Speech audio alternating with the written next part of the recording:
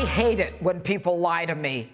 I even wrote a book, my 7th, titled Don't Lie to Me, out in September. The person who lies assumes you're too stupid to fathom the truth, so they just keep piling it on.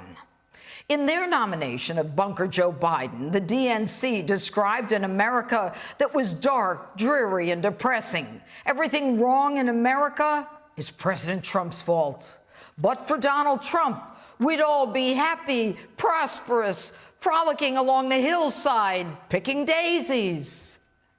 They've forgotten that under Donald Trump, we had the greatest economy this nation has ever seen, the greatest employment of African Americans, Hispanics, Asians, and women that this nation has ever seen, more jobs than people to fill them, a GDP brought back from the Obama 1% new normal, 500,000 manufacturing jobs brought back after Obama said it couldn't be done. Under Donald Trump, the economy was soaring. The nation was optimistic because the rising tide indeed was lifting all boats. Michelle Obama proclaimed, "I'm here tonight because I love this country." I was happy to hear this because on March 12, 2008, she said for the first time in her adult life that she was really proud of my country because it feels like hope is finally making a comeback. She was 44 at the time. Then former President Obama, in an unusual display of vituperative hostility relatively foreign in presidential politics, said this. Joe and Kamala will restore our standing in the world, a nation that stands with democracy, not dictators. Really, Barack? Aren't you the one who stood with Iran's Ayatollah, sending him love letters to come back to the negotiation table as Iranians chanted death to America? As Christians were being beheaded, saying at a prayer breakfast that Christians should get off their high horses? You're the one who wouldn't stand with the only democracy in the Middle East, Israel, whose State Department actually gave money that was used in an unsuccessful attempt to defeat Prime Minister Netanyahu. You're the one who stood with Iran and sent them $150 million in cash and $1.8 million on pallets as they lied to you, spinning their centrifuges at their hidden Fordo nuclear facility. And by the way, it was Donald Trump who has forged a historic peace deal between Israel and the UAE, to be followed by many Arab nations. Stand with dictators? You're the one who allowed China to continue to rob us blind in our trade deals and steal our intellectual property. You're the one too lazy to get rid of NAFTA, and you want to talk about dictators? You couldn't even figure out who was friend or foe. ISIS, a JV team? You didn't know if you should contain, dismantle, or defeat them, none of which you did, all of which Donald Trump did. And you and Bunker Joe are going to restore our standing in the world? Now, how is that going to happen? Does Joe start apologizing to everyone for being American? If America is so damn dark and dreary, why do people risk their lives to come here and fight like hell when we want to send them back to their country? Improve our standing in the world? If that means glad-handing instead of receiving money owed, like NATO dollars for American troops and protection, then keep your standing.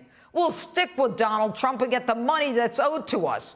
And if the money isn't forthcoming, we'll take our troops out like he did in Germany.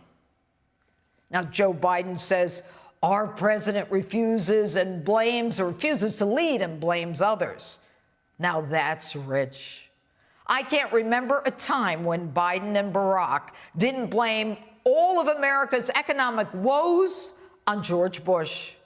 And how about all those shovel-ready jobs, huh, Joe? They produced nothing but shovel-ready crap. Did Hunter get any of those jobs? Joe Biden says this is a life-changing election that will determine America's future for a very long time. Hey, Joe, you were in Washington for 47 years. What the hell did you do to improve our lot during those 47 years? But you are right. If you like being told what to say, think, and eat, if you like socialism, no police, a lockdown, no guns, and being taxed to the nines, this crew is for you. And you say character and democracy are on the ballot. No kidding. This is why, after you and Barack left, we chose an outsider, an anti-establishment candidate, and a populist as a president. Character and decency and democracy?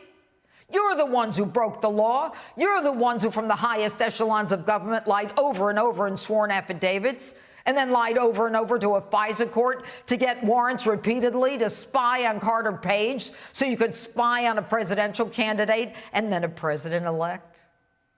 Aren't you the one, Joe, who sat in the Oval Office with President Obama and disgraced FBI Director Jim Comey on January 5th, 2017, recommending that Lieutenant General Michael Flynn be charged with the Logan Act so he wouldn't have the chance to take down the corruption in the intel agencies?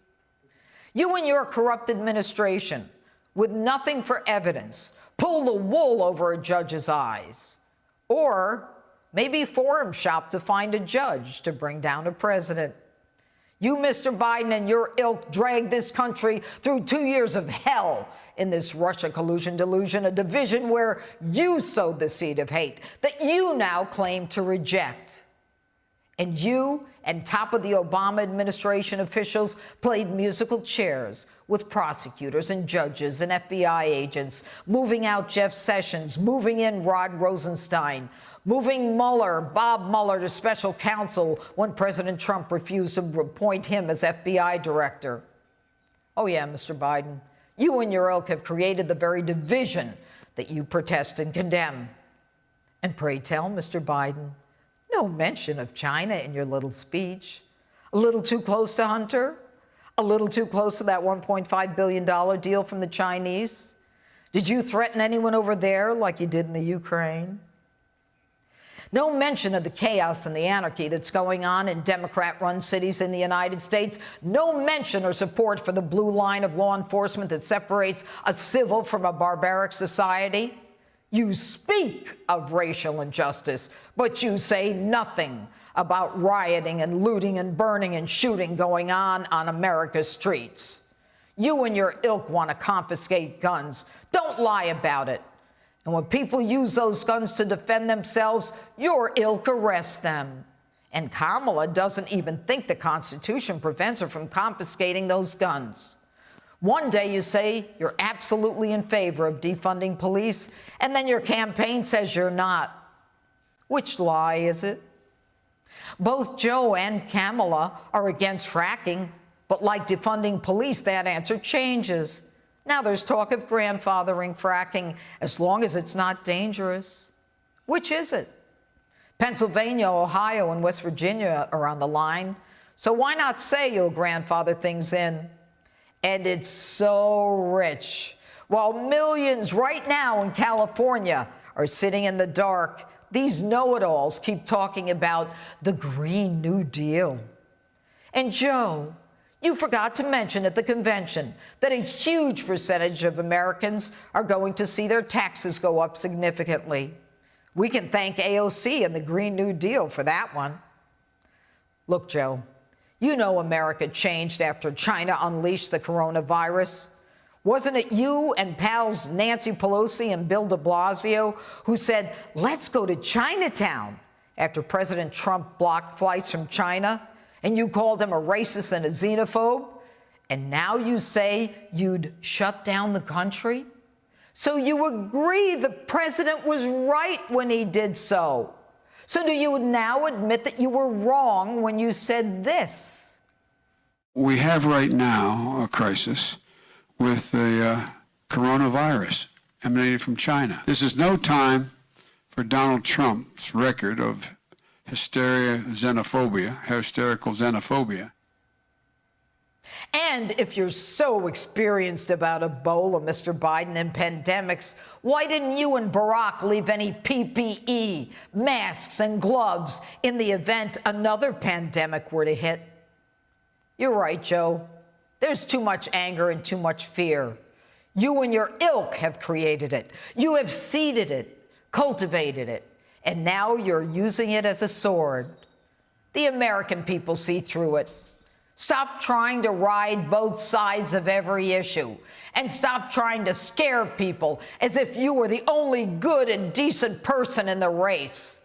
Unlike you, Joe, Donald Trump made his own money, and he hasn't asked the government for it, and he doesn't cut deals while he's in the government for his son and his family. So stop with your sanctimonious, condescending, holier-than-thou nonsense, and above all, stop lying to me.